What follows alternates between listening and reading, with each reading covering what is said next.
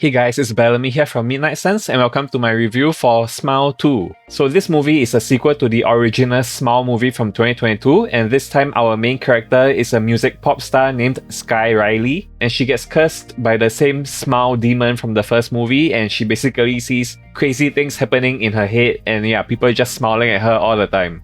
And if you haven't seen the first movie, I highly recommend watching the first movie first because this movie starts where the first movie leaves off. So if you don't watch the first movie first, you might be lost in this movie. But okay, back to talking about this movie, Smile 2. The main character, Skye Riley, is played by Naomi Scott, and let me just say, this is absolutely perfect casting. So we are supposed to believe that this Skye Riley character in the Smile universe, she's like one of the biggest pop stars in the entire world. And Naomi Scott totally nails the role. Like, her singing and dance performances really makes it feel like she's really a legitimate pop star. And the music that they created for this Skye Riley character is so great in this movie. Like, they actually created a whole separate EP and album that you can actually stream on Spotify right now, and I strongly recommend listening to the album first before watching the movie. Because this movie is kind of a concert movie, like a horror concert movie.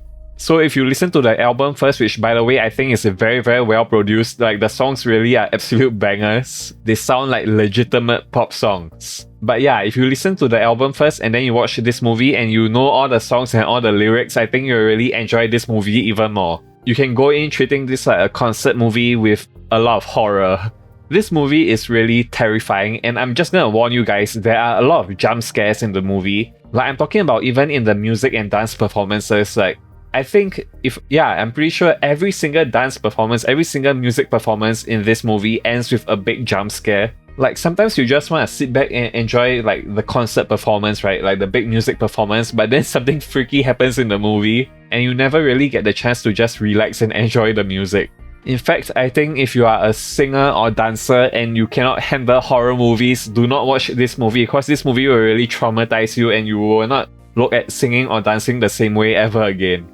But setting the music aside, the acting performance by Naomi Scott in this movie, and like the majority of the movie is just her, like the crazy things that she's singing in her head. So her acting performance has to be really great, and it is really great because she's really carrying the entire movie.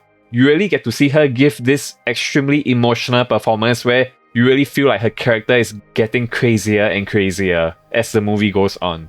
But yeah, overall this movie is intense. It is extremely violent, it is super gory, and I think it's really gonna scare the hell out of audiences. It has a very gripping story that is never boring for a single moment. Like, it is really just from start to end extremely intense. So yeah, I think it is a great movie for this Halloween period. And so for my final score, I'm giving Smile 2 an 8 out of 10. I think the music performances, the fantastic music performances, are what separates this movie from a regular horror movie. Like, even comparing this to the first Smile movie, I actually preferred this one much more. And yeah, Naomi Scott totally carries this movie, and I strongly recommend that you go and listen to the album before watching the movie, the music album on Spotify. And if you like the kind of music that's in there, you're gonna love the movie.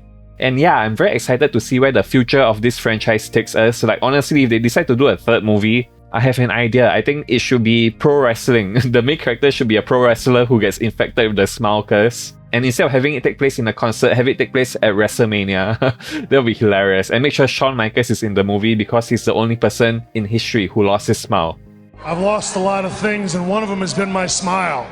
Only wrestling fans will get that joke. But yeah, that's all for this review, guys. If you haven't subscribed already, please do consider subscribing if you want to hear more of my movie reviews in the future. Thanks again for watching, and as always, stay gold and never fade. Bye guys.